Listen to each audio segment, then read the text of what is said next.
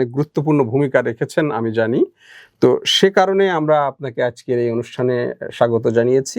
আপনার কাছ থেকে আমরা পার্বত্য চট্টগ্রামের বিষয়গুলো নিয়ে জানতে চাই।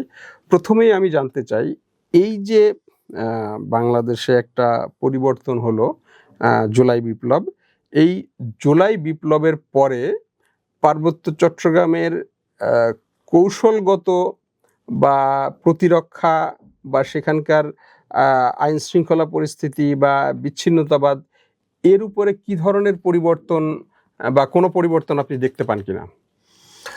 অসংখ্য ধন্যবাদ যারা মেহেদী হাসান পলাশ আপনাকে, এবং সেই সাথে পার্বত্য নিউজের দর্শক শ্রোতা এবং যারা আপনার পত্রিকা পড়াশোনা করে নিয়মিত পাঠ করেন সেই সমস্ত পাঠকবৃন্দদেরকে সবাইকে আসসালামু আলাইকুম রহমতুল্লাহ।